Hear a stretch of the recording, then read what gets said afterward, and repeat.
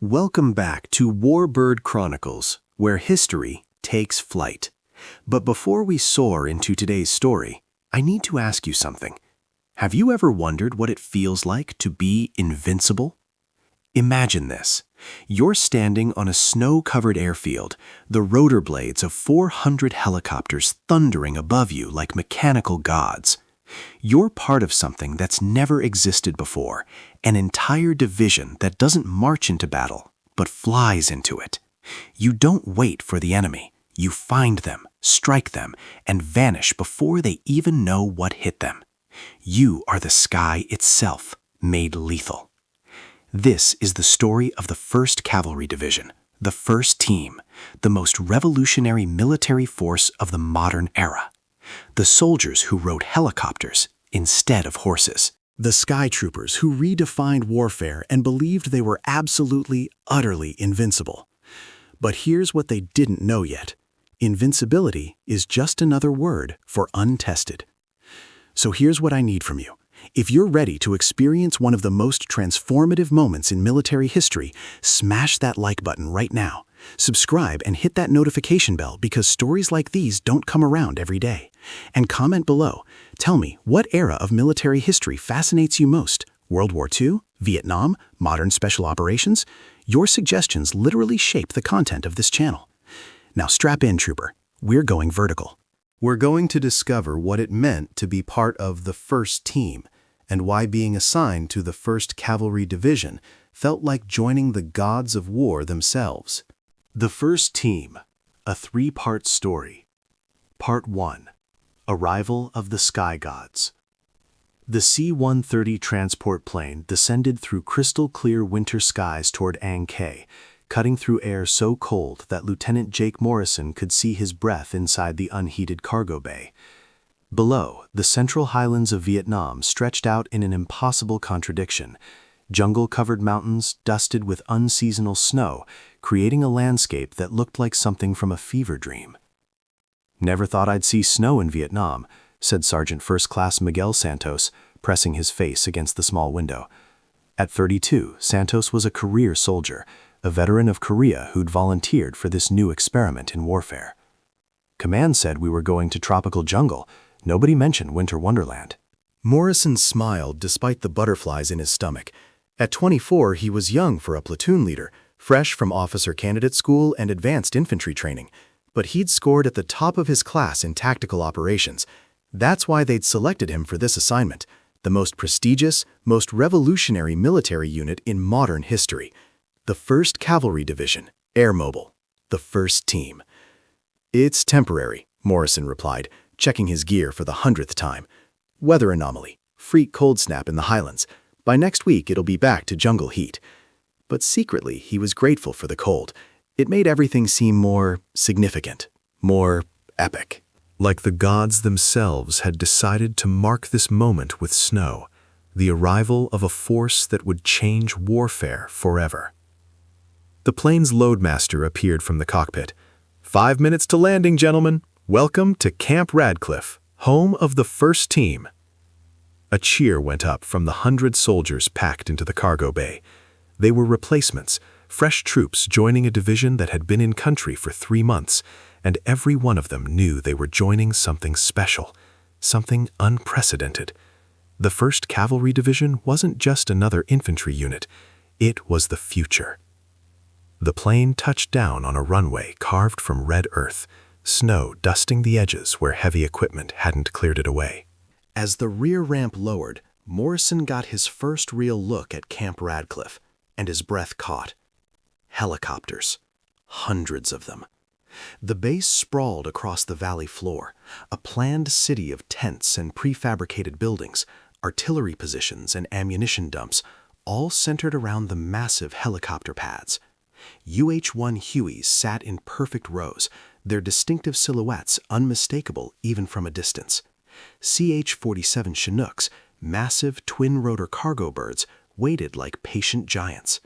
CH-54 sky cranes loomed overhead, their skeletal frames looking more like alien insects than aircraft. And above it all, helicopters were constantly in motion. Taking off, landing, hovering, moving equipment and troops and supplies in a choreographed dance of military aviation that never stopped, never paused, never rested. "My God," whispered Private First Class David Chen, a 19-year-old from San Francisco who joined Morrison's platoon 2 weeks ago. "It's beautiful." It was. Even Morrison, who'd studied the concept of air-mobile warfare in officer school, who'd seen photos and read reports, was stunned by the reality. This wasn't just a military base. This was a revolution made physical. This was the future of war, laid out before them in rotor blades and turbine engines and the thunderous sound of power itself. A captain waited at the edge of the runway, clipboard in hand. "Lieutenant Morrison, welcome to the first team." "I'm Captain Richard Cross, Battalion S3. If you'll follow me, we'll get you and your men processed and assigned." They followed Cross through the organized chaos of the base, passing maintenance crews working on helicopters, pilots conducting pre-flight checks, infantry squads boarding birds for transport to forward positions. Everything moved with purpose, with urgency, with the confidence of a unit that knew it was the best. "The division has over 400 aircraft," Cross explained as they walked, his breath forming clouds in the cold air. "We have 16,000 personnel. At any given moment, we can insert an entire battalion, that's over 800 men, anywhere within a 50-mile radius in under 2 hours. We don't walk to battle, Lieutenant. We fly to it. And that changes everything." He led them past a hangar where mechanics were performing maintenance on a Huey. The helicopter's side door was open, and Morrison could see the door gunner's M60 machine gun mounted and ready, ammunition belts loaded and waiting. "This is Alpha Company, 227th Assault Helicopter Battalion," Cross continued. "They'll be your primary lift support. The pilots here have an average of over 500 combat flight hours, best in the world. They'll get you in, they'll get you out, and they'll lay down suppressing fire while doing it." A pilot emerged from the hangar, Chief Warrant Officer 2 Marcus Hawk Hawkins, a lanky 30-year-old with sun-weathered skin and the kind of confidence that came from knowing you were very good at something very dangerous. "You the new Cherry LT?" Hawkins asked, extending a hand to Morrison. "Hawk Hawkins, I'll be flying you into your first hot LZ, probably within the next 48 hours. Fair warning, I fly aggressive. Keep your people's heads down and feet inside until I say go, and we'll all get along fine." "Looking forward to it," Morrison said, and meant it. There was something infectious about the confidence here. These men, pilots, crew chiefs, door gunners, they believed in what they were doing. They believed in the machines they flew, and most importantly, they believed they were invincible. The processing took 3 hours. Equipment check, weapons qualification, medical clearance. Assignment to Bravo Company, 1st Battalion, 7th Cavalry Regiment. The same unit that had fought at the Battle of Ia Drong just weeks earlier, the division's first major engagement. "Ia Drong was hell," said First Lieutenant Thomas Brennan, Morrison's fellow platoon leader, as they sat in the company briefing room that evening. Outside, snow continued to fall, creating a surreal winter landscape against the tropical vegetation. "Lost a lot of good men, but we won. We proved the concept. Air-mobile warfare works. The enemy couldn't handle our speed, our flexibility. We'd hit them from one direction, then be airlifted to another position and hit them again before they could regroup. It was like being gods." "Gods bleed," said Captain John Wesley, their company commander, entering the room. At 40, Wesley was old for a company commander, but he was also a veteran of World War II and Korea, a soldier who'd earned his position through competence and courage. "Don't ever forget that, gentlemen. What we have here is a tactical advantage, maybe the greatest tactical advantage in the history of infantry warfare. But it doesn't make us bulletproof. It makes us fast. It makes us deadly. But we can still die." He pulled up a map of their operational area, the Central Highlands, dozens of grid squares marked with suspected enemy positions, supply routes, villages, terrain features. "Our mission is search and destroy," Wesley continued. "We find the enemy, we fix them in place, we kill them. The NVA and VC have been using these mountains as sanctuary for years. Not anymore. "With our helicopters, there is no sanctuary. There's nowhere they can hide that we can't reach them." He looked at Morrison directly. "Tomorrow morning, 0600, You'll take your platoon on your first combat air assault. It's a cold LZ. We don't expect enemy contact. You'll be inserted into a valley about 30 clicks northwest of here, conduct a patrol sweep, then be extracted in the afternoon. Consider it your orientation to how we operate." Morrison nodded, trying to keep his expression professional despite the adrenaline surge.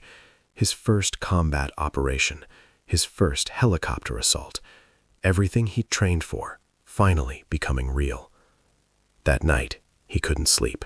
He lay in his bunk in the officer's tent, listening to the constant sound of helicopters. They never stopped, running 24-hour operations, the heartbeat of the first team. Outside, snow continued to fall, and he wondered what his family back in Montana would think if they could see him now, on the other side of the world, about to fly into combat in machines that seemed more like science fiction than military equipment. Sergeant Santos appeared at his bunk. "Can't sleep either, LT."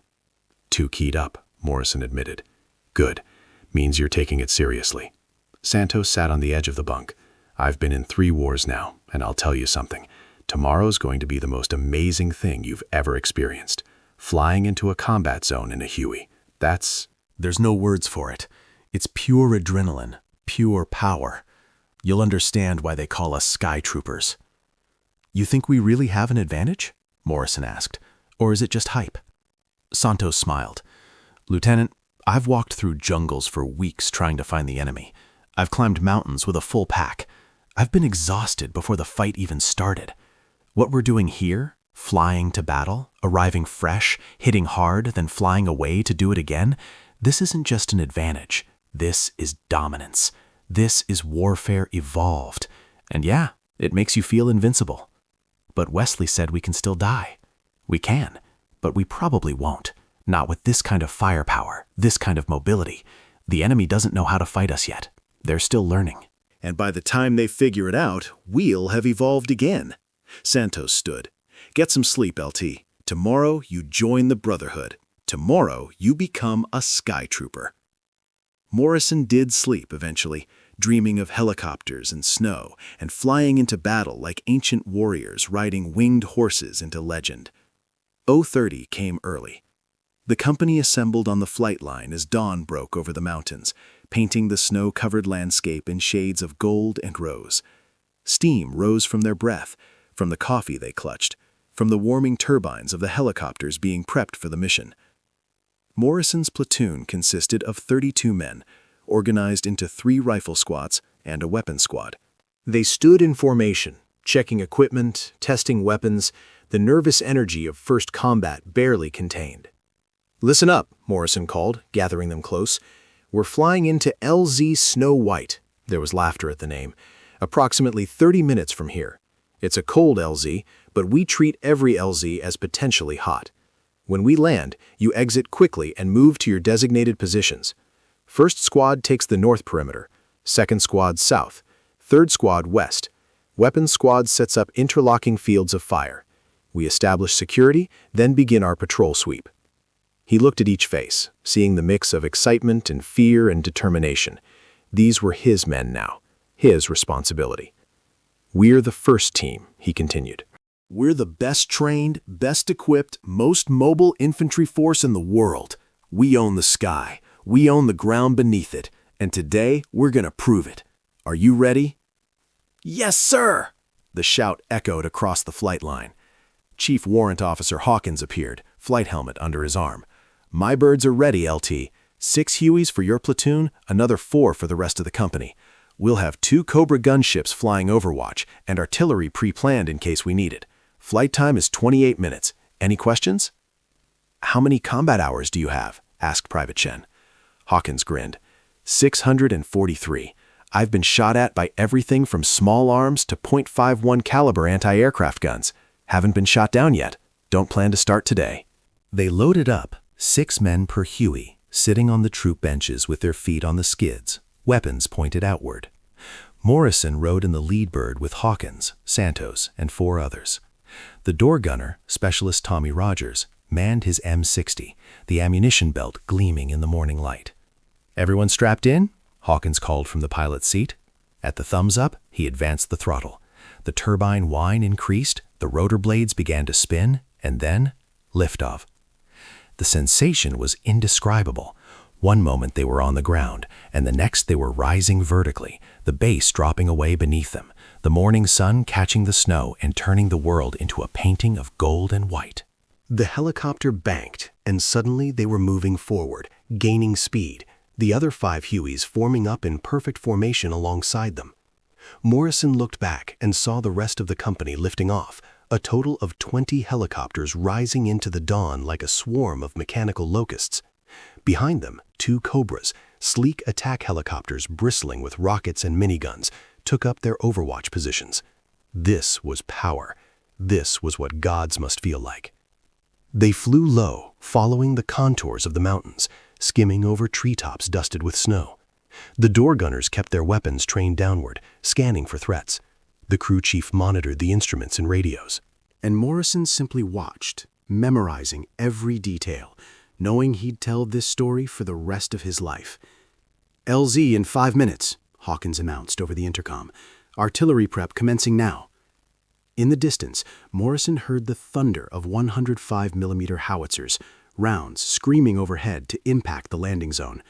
Even though this was supposed to be cold, they took no chances. They pounded the LZ with 30 rounds, then fired a white phosphorus marker to signal completion. "Gunships going hot," Hawkins continued. The 2 Cobras rocketed ahead, diving toward the LZ and unleashing their miniguns, the sound like massive chainsaws cutting through air. Tracers streamed down, chewing up the perimeter of the landing zone in a display of overwhelming firepower. "LZ in 60 seconds. Check your weapons. On my mark, you go fast and low. Find cover immediately. Good luck, gentlemen." Morrison's heart pounded. This was it, his first combat insertion. The Huey flared, nose rising, bleeding off speed as they approached the LZ. Morrison could see it now, a clearing in the snow-covered jungle, smoke rising from the artillery impacts, trees torn apart by minigun fire. 30 seconds. The door gunners opened up, their M60s hammering away at the tree line, suppressing any potential threats. "Go! Go! Go!" Morrison leaped from the skid, landing in 6 inches of snow, his men flowing out behind him. They fanned out immediately, weapons up, scanning for threats. The Huey lifted away, and the next bird touched down, disgorging its load of soldiers. Within 90 seconds, all 32 men of Morrison's platoon were on the ground, in position, ready to fight. But there was no enemy, just snow and jungle and silence. "LZ is green," Morrison radioed to Hawkins. "LZ is cold." "Roger that. Good hunting, first team. We'll be back for you at 1600. Hawk out." And just like that, the helicopters were gone, their rotor sounds fading into the distance, leaving Morrison's platoon alone in a snow-covered valley in the central highlands of Vietnam. Santos appeared at his side, grinning. "Welcome to the first team, LT. How'd that feel?" Morrison tried to find words and failed. Finally, like being born. The patrol sweep was textbook. They moved through the valley in staggered formation, checking likely enemy positions, finding nothing but evidence of old camps long abandoned. The snow made tracking easy. They could see that no one had been here in days, maybe weeks. But that didn't matter. What mattered was the knowledge that they could be here, anywhere the helicopters could reach, which was everywhere. What mattered was the feeling of power, of mobility, of being part of something revolutionary. They stopped for a break at midday, eating sea rations heated over small fires, the snow continuing to fall gently through the canopy above. "This is too easy," said Corporal Billy Martinez, a squad leader from Texas. "I expected more." "Be grateful," Santos replied. "Easy is good. Easy means everyone goes home." But Morrison understood what Martinez meant. There was a part of him, a part he wasn't proud of, that wanted contact, that wanted to test himself, to prove the training, to experience the thing he'd been preparing for. They'd become Skytroopers. Now he wanted to see what that meant in actual combat. He'd get his wish sooner than expected. At 15:45, 15 minutes before extraction, Private Chen, who'd been on point, raised his fist in the halt signal. Morrison and Santos moved forward quickly, crouching beside him. "Movement," Chen whispered, pointing ahead. 200 meters, multiple individuals. Morrison pulled out his binoculars and scanned the tree line. There, fleeting glimpses of figures moving through the jungle, definitely armed, definitely military. "Count," he whispered. At least 10, maybe more. This was it. This was the moment. Morrison had to make the call, engage or evade. They were outnumbered, possibly by a significant margin, but they also had something the enemy didn't. They had the sky. Morrison keyed his radio. "Hawk, this is Skytrooper 2-1. We have enemy contact, approximately 10 to 15 individuals. Grid coordinates 849325. Request immediate extraction with gunship support. How copy?" The response was immediate. "Solid copy, 2-1. Birds inbound your location, ETA 12 minutes. Cobras will make preliminary gun runs. Pop smoke on my mark. Hang tight." Morrison turned to his platoon. "Enemy ahead. We're not engaging directly. We're going to let the Cobras soften them up, then extract." First squad, establish security perimeter around LZ. Second and third squads, suppressing fire on my command. Weapon squad, get that M60 set up with clear fields of fire. They moved into position, professional, efficient, exactly as trained. And in the distance, Morrison could already hear it, the distinctive whop, whop, whop of incoming Hueys. The enemy heard it too. Through his binoculars, Morrison saw them reacting, pointing at the sky, beginning to scatter. Too late. The Cobras arrived first, screaming over the tree line like avenging angels. Their rockets streaked out, impacting the enemy position in eruptions of snow and earth and fire. Their miniguns opened up, thousands of rounds per minute, chewing through jungle and anything in it. It lasted 30 seconds. When it was over, the enemy position was devastated, silent. "Pop smoke," Hawkins called. Santos threw a smoke grenade, purple smoke billowing up into the clear air. "I have purple smoke, coming in hot." The 6 Hueys came in fast, a combat extraction, door gunners firing into the tree line as they touched down. Morrison's platoon loaded up in under a minute, professional, practiced, perfect. And then they were airborne again, lifting away from the valley, leaving whatever remained of the enemy behind. Morrison looked at his men, 32 soldiers, all accounted for, not a single casualty. They'd made contact with the enemy and walked away without a scratch. No, not walked, flown away. Private Chen was grinning. Corporal Martinez was shaking his head in disbelief. Sergeant Santos caught Morrison's eye and nodded. The message clear. Now you understand. This was the power of air-mobile warfare. This was what it meant to be the first team. You didn't fight fair. You didn't give the enemy a chance. You brought overwhelming firepower. You struck like lightning, and you vanished before they could respond. It felt like being invincible. Back at Camp Radcliffe, as the sun set and snow continued to fall across the highlands, Morrison's platoon was debriefed by Captain Wesley and the battalion intelligence officer. Their contact would generate additional operations in that area. Their performance had been excellent. They were commended. That night, in the officers' club, a tent with a bar and folding chairs, the pilots and infantry officers celebrated together. Hawkins bought Morrison a beer. "You did good today, LT," he said. "Stayed calm, made the right call. That's what being part of the first team is about, knowing when to fight and when to use the advantage we have." "How often does it go that smoothly?" Morrison asked. Hawkins shrugged. "Maybe half the time. The other half, the LZ is hot, or we take fire during extraction, or something goes wrong. But even when it goes wrong, we're still better off than grunts walking through the jungle. We can respond faster, reinforce faster, evacuate wounded faster. It's not perfect, but it's as close to perfect as warfare gets." "And the enemy?" They'll adapt eventually, right? "Sure. They'll learn our patterns, our tactics. They'll concentrate anti-aircraft fire, set up ambushes near LZs, develop countermeasures. But by then, we'll have adapted too. That's the game. Evolution and counter-evolution. Right now, though, we are ahead, way ahead, and it feels damn good." Morrison raised his beer. "To the first team." "To the first team," Hawkins echoed, and around the club, voices joined in. "To the first team." Outside, the helicopters continued their endless cycle, taking off, landing, moving men and material and the future of warfare across the snowy highlands. The sound had become so constant that Morrison barely noticed it anymore. It was just the background music of their lives here, the heartbeat of invincibility. He'd been with the 1st Cavalry Division for exactly 1 day. He'd flown into his first combat zone. He'd made his first enemy contact. He'd seen the future of warfare with his own eyes, and it was glorious. But as he lay in his bunk that night, warm and safe and victorious, a small voice in the back of his mind whispered a question he couldn't quite silence. How long can invincibility last? He pushed the thought away and slept, dreaming of helicopters rising through snow like dragons made of steel, carrying warriors who owned the sky and everything beneath it. The first team, the best, the invincible. For now. Part 2. Sky Warriors Ascendant.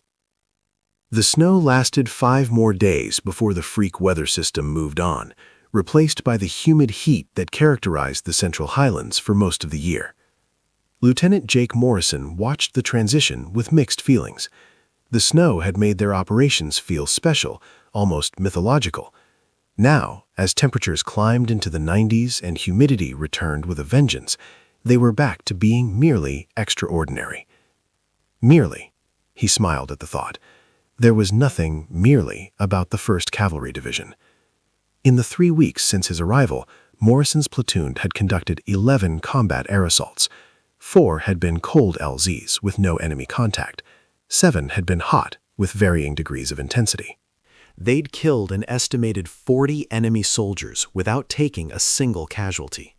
They'd interdicted 3 supply routes, destroyed 2 weapons caches, and evacuated 23 civilians from a village under VC threat. They were, by any measure, dominating their area of operations. Briefing in 5, Sergeant Santos called, moving through the platoon area where men were cleaning weapons, writing letters, or simply trying to stay cool in the oppressive heat. Even without the snow, the highlands were cooler than the lowlands, but it was still Vietnam, still humid, still a sauna. Morrison gathered with the other platoon leaders in Captain Wesley's command tent, where a large map dominated the briefing area. Red pins marked known enemy positions, blue pins showed friendly units. Black pins indicated areas of heavy contact in the past week. There were a lot of black pins. "Gentlemen," Wesley began, his face serious, "intelligence indicates a major NVA buildup in the Play Trap Valley, about 20 clicks northwest of here. We're talking at least a regiment, possibly more. They're staging for something, probably an attack on one of the Special Forces camps along the border." He pointed to the map. "Tomorrow morning, 0530, the entire battalion conducts a multi-company air assault into this area. Our objective is to find the enemy, fix them in place, and destroy them.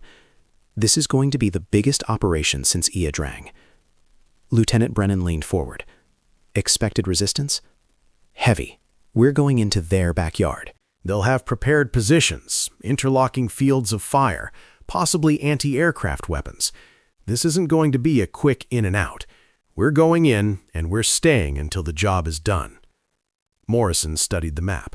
The Plea Trap Valley was remote, heavily jungled, mountainous, perfect terrain for defense, terrible terrain for assault. But that's where the helicopters came in. They wouldn't have to fight through jungle approaches. They'd land right on top of the enemy. "Rules of engagement?" asked Lieutenant Marcus Cole, Alpha Company's senior platoon leader. "Weapons free once we're in the AO. Anything carrying a weapon is hostile. We have air support standing by, fast movers, Cobras, artillery on call. We are going in heavy, and we are going in hard." Wesley looked around the tent. "I know you've all been successful these past few weeks. I know you've started to feel like this is easy.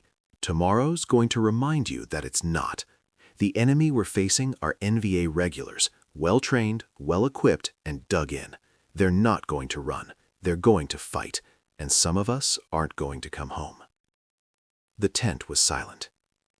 "But we're still the first team," Wesley continued, his voice hardening. "We still have every advantage, and we're still going to win. Get your men ready, check your equipment, get some sleep. Tomorrow, we show the NVA what air-mobile warfare really means." That evening, Morrison walked the perimeter of their platoon area, talking to each squad, checking their readiness, their morale, their equipment. He could see the difference in them from 3 weeks ago. They moved differently now, with confidence, with purpose. They were veterans, even though the oldest among them had less than a month of combat experience. That's what the helicopters did. They compressed time. In World War II, it might take months to become combat veterans. Here, it took weeks, sometimes days. The constant operations, the rapid insertions and extractions, the ability to engage multiple times per day, it accelerated everything. Private Chen was sharpening his knife when Morrison found him. "How you feeling about tomorrow, Chen?"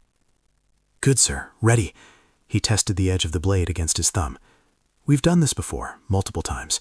Tomorrow's just more of the same, right?" Bigger scale, Morrison corrected.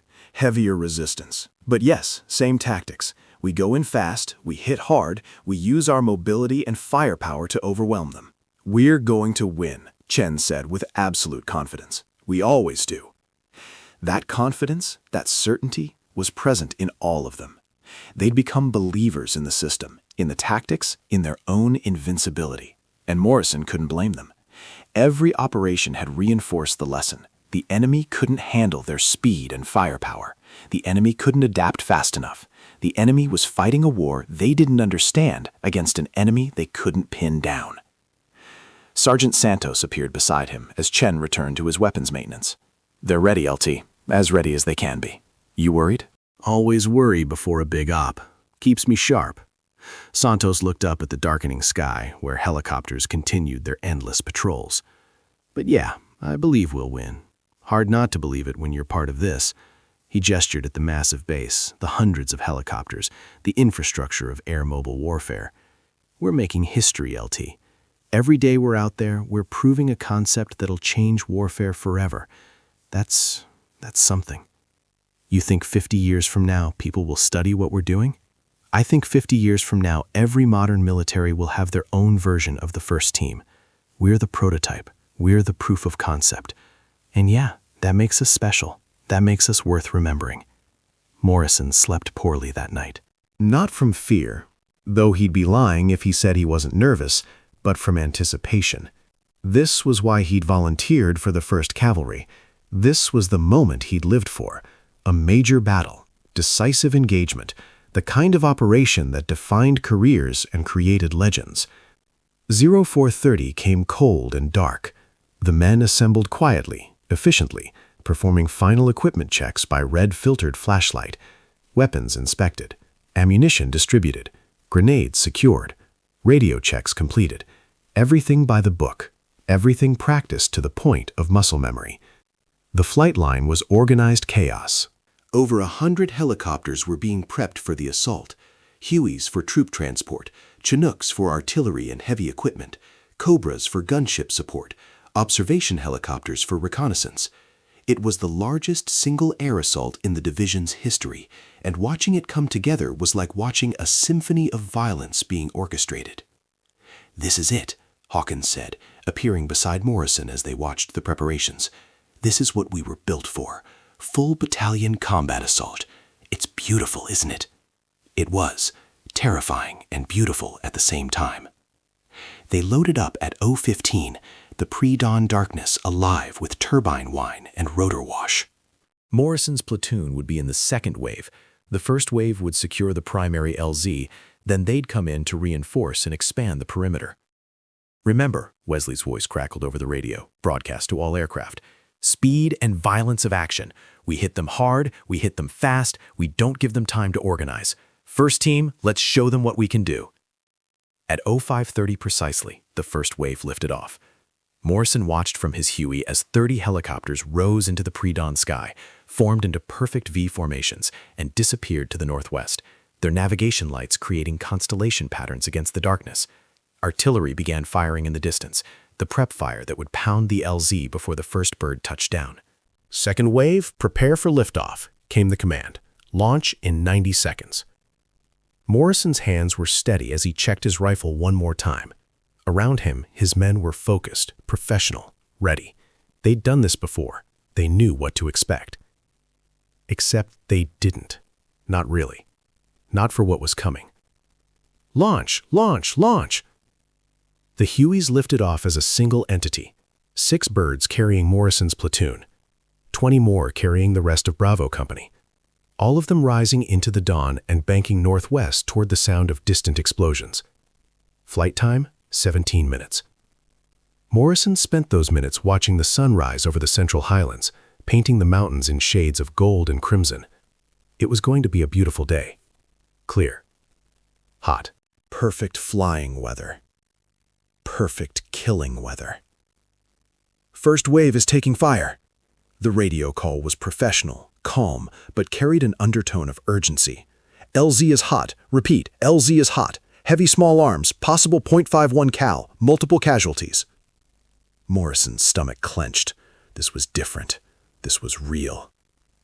Second wave, continue approach. Cobras, weapons free. Repeat, weapons free. Suppress that anti-aircraft fire.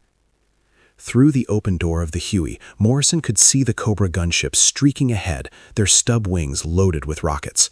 They dove toward the LZ and unleashed hell, rockets streaking down like meteors, miniguns creating visible streams of tracers. And from the ground came return fire. Green tracers, enemy fire, rising to meet them. Incoming, incoming! Someone shouted over the radio. A Huey from the first wave suddenly shuddered mid-air, smoke pouring from its engine. It began auto-rotating, the pilot fighting for control, managing to land hard but intact in the LZ perimeter. Crew and passengers scrambled out as rounds continued to impact around them. "This is Hawk," came the calm voice of Morrison's pilot. "LZ is definitely hot. We're going in anyway. When I say go, you go fast. Don't stop, don't look back. Just go. Understood?" "Understood," Morrison replied, his voice steadier than he felt. The LZ came into view, a clearing surrounded by hills, smoke rising from artillery impacts, tracers crisscrossing the air, helicopters landing and taking off in rapid succession. It looked like a vision of hell choreographed to the beat of rotor blades. They went in fast, Hawkins pushing the Huey to its limits, the door gunners hammering away at enemy positions. Morrison could see muzzle flashes from the hillside, enemy soldiers firing at them, at all of them, a concentrated anti-aircraft defense that was doing damage. Another Huey took hits, this one more serious. It began spinning, tail rotor destroyed, and went down hard in the jungle outside the LZ perimeter. Morrison watched, helpless, as it disappeared into the canopy. 10 seconds, Hawkins called. Get ready. The Huey flared hard, bleeding speed, the skids coming down toward Earth. Rounds were pinging off the airframe now, the door gunners returning fire continuously, brass casings cascading out the doors. Go, go, go! Morrison jumped, landed hard, and ran. His men flowed out behind him, spreading into combat formation even as the Huey lifted away and the next bird came in. Training took over, muscle memory overriding conscious thought. They moved to their assigned positions, established security, began returning fire at the hillside positions. The sound was overwhelming. Helicopters, machine guns, rifle fire, grenades, artillery, all of it mixed together into a continuous thunder that seemed to have no beginning or end. "First squad, with me," Morrison shouted, leading them toward a tree line that offered some cover. Rounds snapped past, too close, but they made it, going to ground behind fallen logs and returning fire up the hillside. Sergeant Santos appeared beside him, breathing hard. "Christ, LT, this is nothing like the other ops." He was right. This was different. This was real combat. Sustained, intense, deadly. The enemy wasn't running. They were dug in, and they were fighting back with everything they had. "Weapon squad, get that M60 in action," Morrison called. "I want suppressing fire on those positions." The M60 opened up, pouring fire into the enemy positions. Around the LZ, other platoons were doing the same, establishing a perimeter, bringing their firepower to bear. The Cobras continued to make gun runs, their rockets devastating enemy positions. But the enemy kept fighting. "Casualties!" someone shouted. "We've got casualties!" Morrison saw them. 3 men from another platoon, down, medics rushing to them. One was moving weakly. The other 2 weren't moving at all. First KIA of the operation. Wouldn't be the last. "Skytrooper elements, this is Pegasus 6, Captain Wesley's voice came over the radio. "We're consolidating the LZ. All platoons push out 50 meters and establish strong points. Artillery support standing by. Call it in as needed. First team, we are here to stay. Dig in and prepare to repel counterattacks." They dug in, literally, using entrenching tools to create hasty fighting positions, reinforced with logs and whatever cover they could find. The enemy fire continued but became less intense as the Cobras and artillery systematically destroyed their positions. By 8 o'clock, they'd established a secure perimeter. By 9 o'clock, Chinooks were bringing in artillery, 105mm howitzers slung beneath the massive cargo helicopters, set down in prepared positions, ready to provide fire support. This was the power of air-mobile warfare on full display. They'd inserted an entire battalion by helicopter, taken casualties but established a foothold, and now they were bringing in heavy weapons that would normally take days to position, all within 3.5 hours. The counterattack came at 11 o'clock. Morrison was eating a sea ration when the first RPG streaked across the perimeter, impacting against a Huey that was bringing in ammunition. The helicopter exploded, fireball rising into the clear morning sky, and then the tree line erupted with enemy fire. "Contact! Contact! North perimeter!" Morrison grabbed his rifle and ran toward his platoon's position. Enemy soldiers were emerging from the jungle, not dozens, but hundreds. NVA regulars in their distinctive uniforms, coming in waves, assault tactics straight out of communist military doctrine. "Open fire! Open fire!" His platoon responded immediately, rifles barking, the M60 hammering away, grenades arcing out toward the enemy advance. But they kept coming, using fire and maneuver, professional soldiers who knew what they were doing. "Artillery! I need artillery on grid 847321! Enemy troops in the open! Danger close!" The 105s responded within seconds, shells screaming overhead to impact among the advancing enemy. Bodies flew, earth erupted, but still they came. A Cobra appeared, diving low, miniguns blazing. The sound was like the world being torn apart. Enemy soldiers fell in windrows, but others took their places. This wasn't like the other operations. This was a real battle. Two professional military forces locked in combat, each trying to destroy the other. This was what all the training had been preparing them for. Private Chen was beside him, firing controlled bursts, his face a mask of concentration. Corporal Martinez was calling out targets to his squad. Sergeant Santos was everywhere at once, directing fire, encouraging the men, being the rock they needed. The enemy assault broke after 20 minutes, not because they'd been driven back, but because artillery and air support had simply killed too many of them. The survivors melted back into the jungle, leaving their dead. "Cease fire! Cease fire! Conserve ammunition!" Morrison looked at his platoon. They'd held. 2 men wounded, 1 serious, 1 minor, but they'd held their section of perimeter. Around the LZ, other units were reporting similar results. The battalion had repelled a regiment-strength attack. They'd won. The wounded were evacuated by medevac Hueys that came in fast, loaded up, and left within 90 seconds. The serious wounded would be in a field hospital within 15 minutes, receiving care that would save lives. Another advantage of air-mobile warfare, medical evacuation times that gave wounded soldiers survival rates unheard of in previous wars.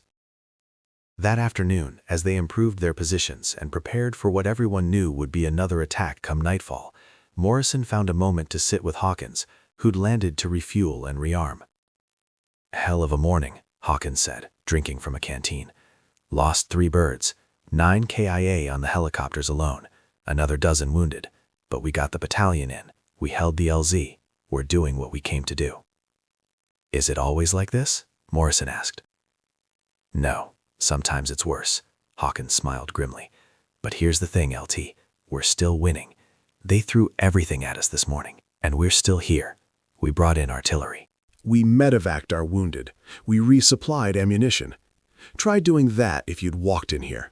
Try even getting here if you'd walked. That's what makes us special. That's what makes us the first team."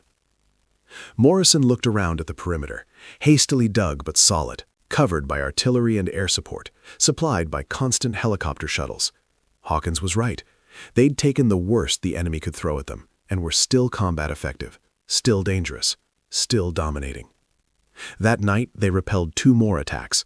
Both were beaten back with artillery and small arms fire, with spooky gunships overhead dropping flares and firing their miniguns, with the full weight of American firepower brought to bear. By morning of the second day, the enemy had withdrawn. Intelligence estimated they'd killed over 300 NVA soldiers. The battalion had taken 42 casualties, killed and wounded, but had accomplished their mission. They'd found the enemy, they'd fixed them in place, they'd destroyed them. The extraction came on the 3rd day. Morrison's platoon loaded onto Hueys and lifted away from the Playtrap Valley, leaving behind a battleground that would be studied in military academies for decades to come. As they flew back toward Camp Radcliffe, Morrison looked at his men, dirty, exhausted, but victorious. They'd been tested by real combat and had prevailed. They'd proven they really were the first team. Back at base, after debriefing and after-action reports, Morrison found Santos on the flight line, watching the sunset behind the mountains. "We did good out there," Santos said. "Lost some people, but we won. Clear victory." "I thought it would feel different," Morrison admitted. "Thought winning would feel better." "Never does when people die, ours or theirs." Santos lit a cigarette. "But here's what you need to understand, LT. What we did out there, that's going to change everything.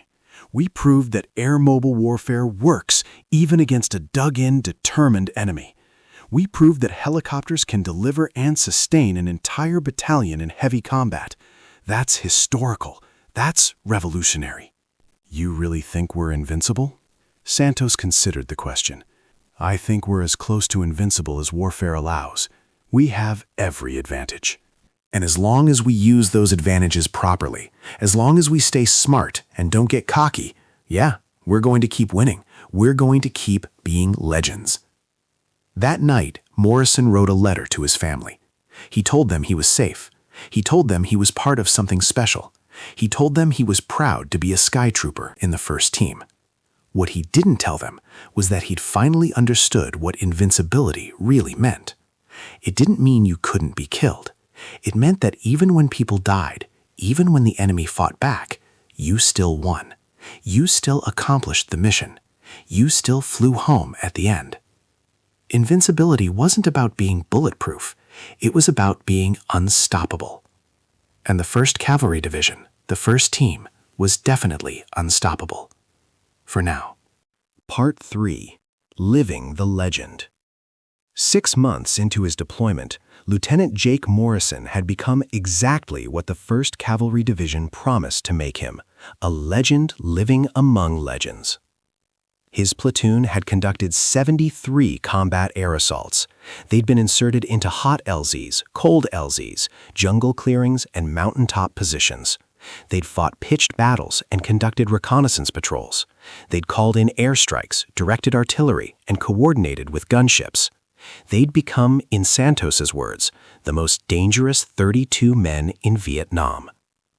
Camp Radcliffe had evolved too. What had been a frontier outpost 6 months ago was now a sprawling military city, the heart of air-mobile operations in the Central Highlands. The helicopter flight line had expanded to accommodate even more aircraft. The maintenance facilities ran 24 hours a day. The base processed thousands of tons of supplies weekly, all moved by air. They were, without question, dominating their area of operations. It was late afternoon, and Morrison sat in the company briefing room with the other platoon leaders, waiting for Captain Wesley to arrive. Outside, he could hear the constant sound of helicopters. That sound had become so integral to his existence that silence now felt wrong, unnatural. Wesley entered with the battalion intelligence officer, Major Thomas Kane, a career intelligence specialist who'd been tracking enemy movements for months. "Gentlemen," Wesley began, "we've got a developing situation. Intel indicates a major enemy force is moving through the Ia Drang Valley. Yes, the same valley from last November. Looks like a full division, upwards of 2,000 troops. They're staging for something big." Major Kane stepped forward, pointing to the map. "We believe they're preparing to attack the Special Forces camp at Play Me. If they take that camp, they'll have a direct corridor to the coast. We can't let that happen." "What's the plan?" asked Lieutenant Brennan. "Brigade-level operation. 3 battalions insert simultaneously at multiple points around the valley. We conduct a massive sweep, locate the enemy main force, and destroy it. This is going to be bigger than anything we've done since the original Ia Drang battle." Morrison studied the map. The operational area was huge, miles of mountainous jungle, perfect terrain for ambush, terrible terrain for conventional operations. But they weren't conventional. They were air-mobile. "When?" he asked. 72 hours. Use that time to prepare your men. Check equipment, rest up. This operation will last at least a week, possibly longer. We're going in and we're staying until we find them.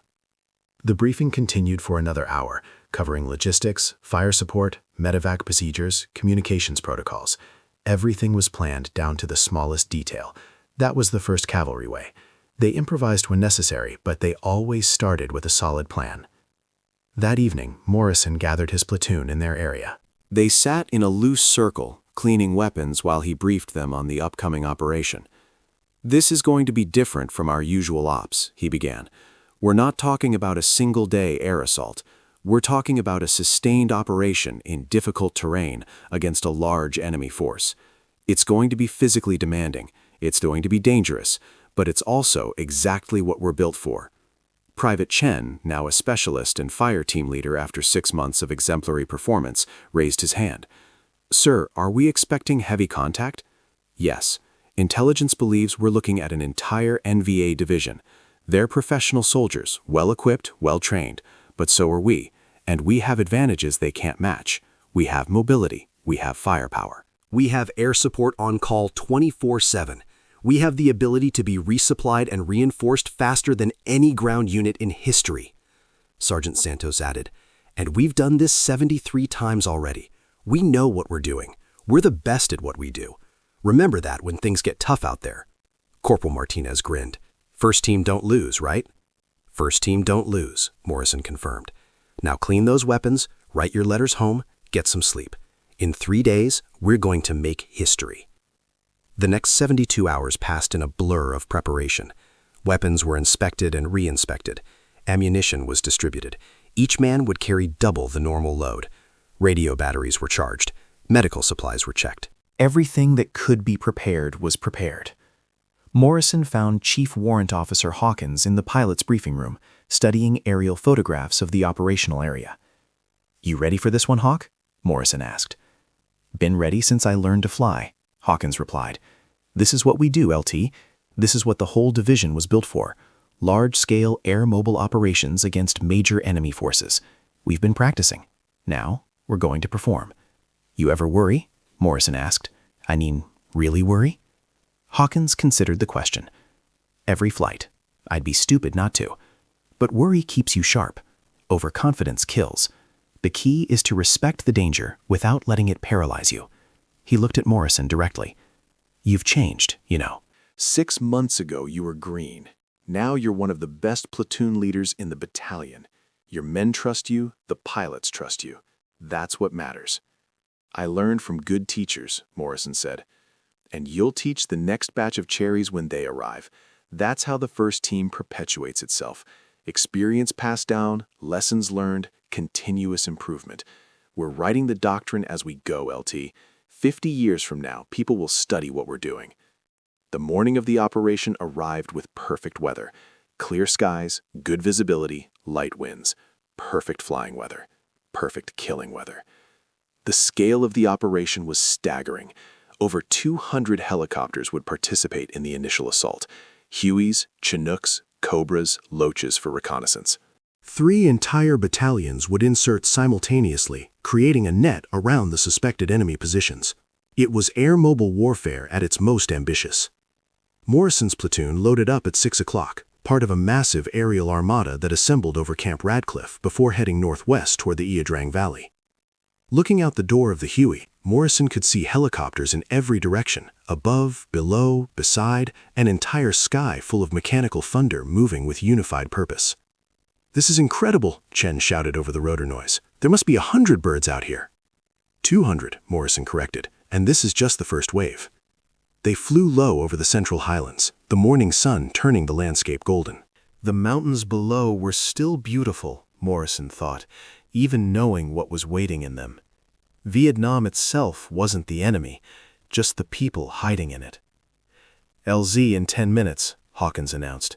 "Intel says it should be cold, but we're treating it as hot anyway. Standard combat assault procedures. Artillery prep commencing now." In the distance, Morrison heard the thunder of massed artillery, dozens of guns firing simultaneously, hundreds of rounds impacting the LZ and surrounding area. The preparatory bombardment was designed to suppress any enemy forces and signal the arrival of the first team. 5 minutes, Check your equipment. Chamber your rounds. Good luck, first team. The Hueys began their descent, dropping toward a clearing surrounded by dense jungle. Morrison could see other formations approaching different LZs, the entire operation unfolding like a choreographed dance of violence. LZ in sight, going in hot, stand by. The door gunners opened fire, their M60s hammering away at the tree line. Cobras screamed overhead, firing rockets into suspected enemy positions. The noise was overwhelming, a continuous thunder that seemed to shake reality itself. Go, go, go! Morrison's platoon flowed off the helicopters like water, spreading into their assigned positions without hesitation. This was routine now, muscle memory, something they could do in their sleep. Within 2 minutes, all 32 men were on the ground and in position. The LZ was cold. No enemy fire. Just jungle and morning heat, and the sound of helicopters everywhere. Skytrooper 2-1, this is Pegasus 6. Captain Wesley's voice came over the radio. LZ is secure. Begin sweep to grid 845329. Multiple units are converging. Stay sharp. They moved out in patrol formation, sweeping through jungle that grew thicker with every step.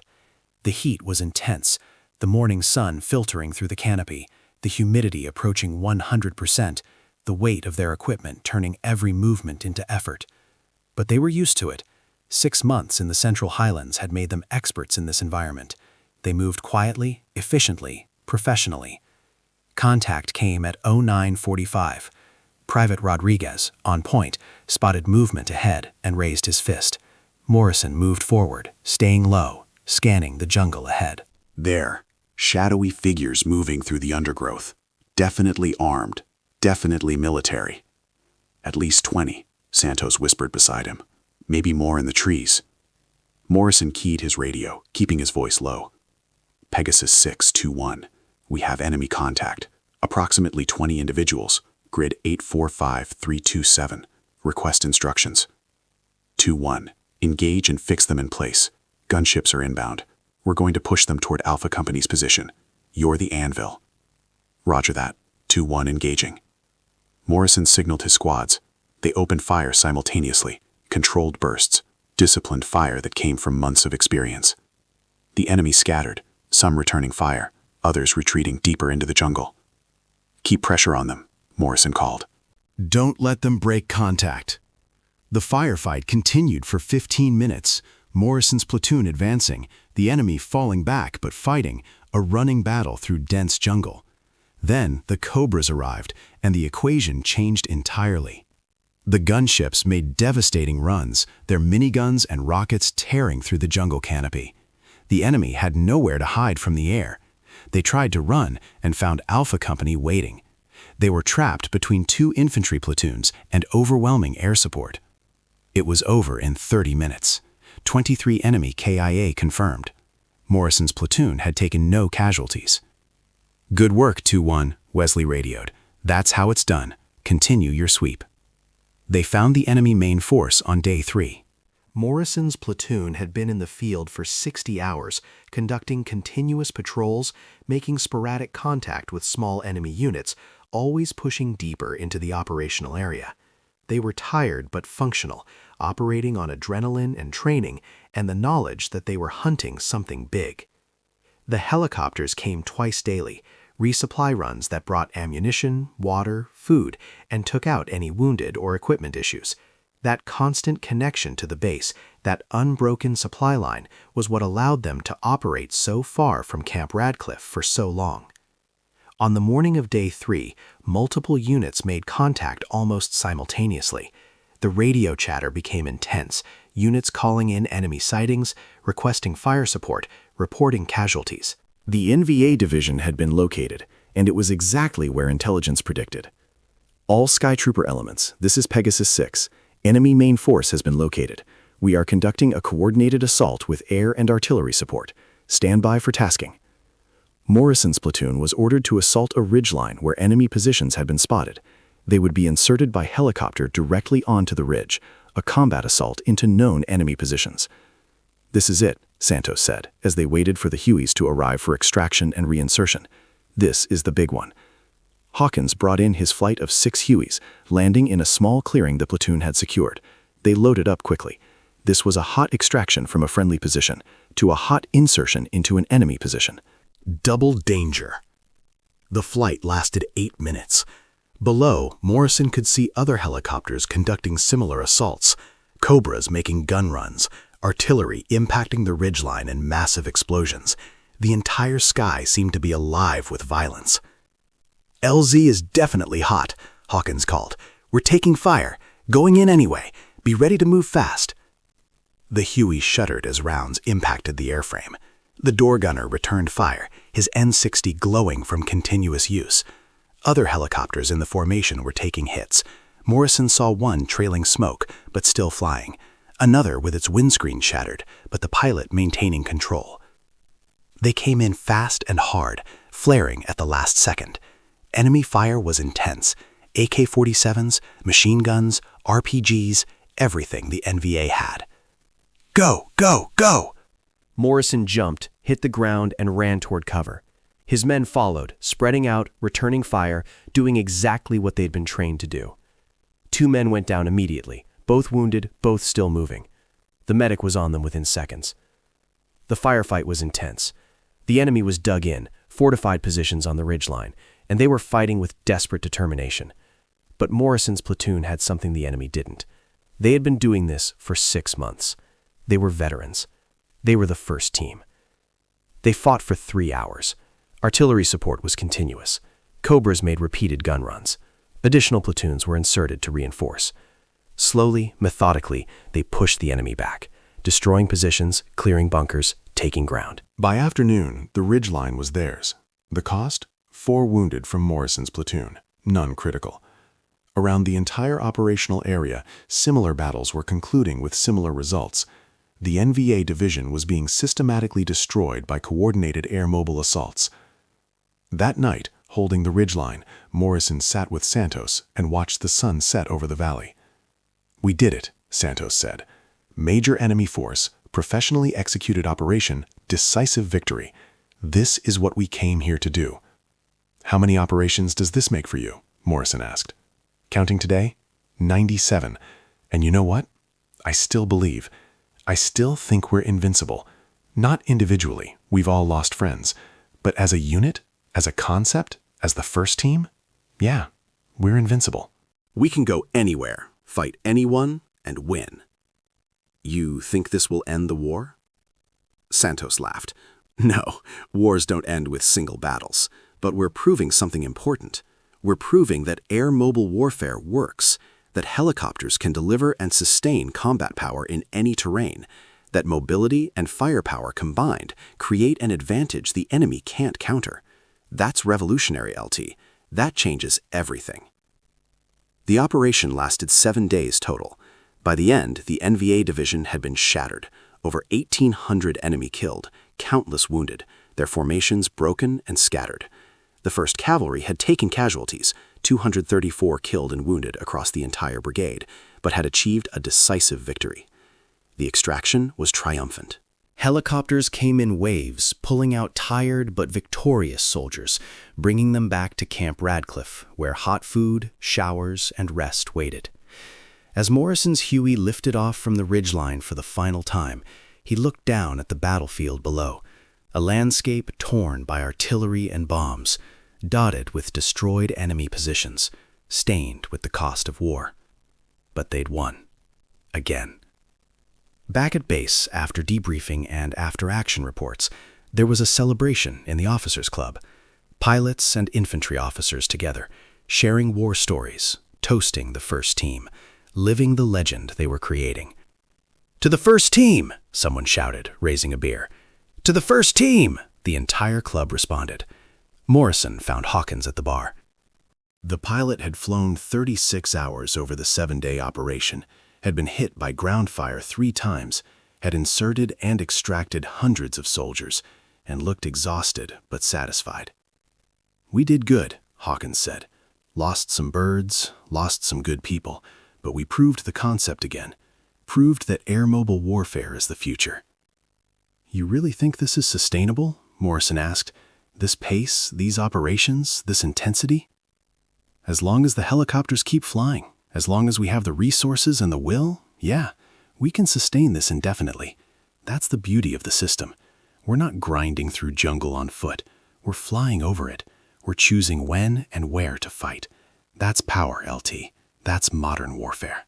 Morrison thought about his platoon, 32 men who'd conducted 93 combat air assaults, who'd fought in dozens of firefights, who'd become the most experienced infantry soldiers in the division, despite being in country less than a year. You know what the enemy calls us? Hawkins continued. Translated from Vietnamese, it means soldiers of the sky or sky demons. They fear us. They know that when they hear helicopters, death is coming. That's psychological warfare on top of everything else. We are living legends, Morrison said quietly. Damn right we are. The first team, the unit that redefined warfare. 50 years from now, military historians will study what we did here. They'll analyze our tactics, our operations, our innovations. We're writing history, LT.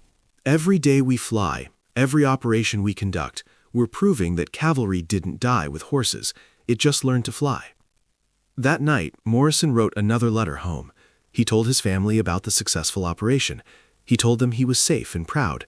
He told them he was part of something that would be remembered forever. What he didn't tell them was that he finally understood what it meant to be truly invincible. It wasn't about individual survival. People died. That was war. It was about the system, the concept, the revolutionary approach to warfare that the 1st Cavalry Division represented. They were invincible because they were unstoppable. They were invincible because they could go anywhere, fight anyone, and win. They were invincible because they'd fundamentally changed the nature of combat, and the enemy had no answer for it. As he lay in his bunk that night, listening to the eternal sound of helicopters overhead, Morrison felt something he'd never expected to feel in a war zone: complete confidence, total belief in his unit, his training, his fellow soldiers, and the machines that carried them to battle. They were the first team. They were Skytroopers. They were the elite Airmobile division that had redefined modern warfare. And they were, in every way that mattered, invincible. The 1st Cavalry Division would continue to dominate its operational area for years to come. The concept they pioneered, air-mobile warfare, would indeed become standard doctrine for modern military forces worldwide. The soldiers who served in those early years, who proved the concept and paid the price, would be remembered as innovators and warriors of the highest caliber. Lieutenant Jake Morrison would eventually rotate home, carrying with him the knowledge that he'd been part of something historic. Sergeant Santos would serve 3 more tours with the 1st team. Chief Warrant Officer Hawkins would fly over 2,000 combat hours before returning home with more decorations than uniform space. And the legend would live on. The 1st team, the Sky Soldiers, the invincible cavalry that learned to fly and changed warfare forever.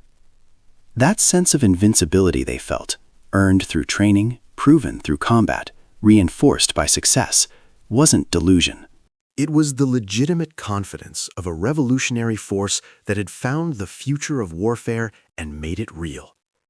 In the snow-dusted highlands of Vietnam, under bright sunlight and clear skies, the 1st Cavalry Division had become legend. And legends, once created, live forever.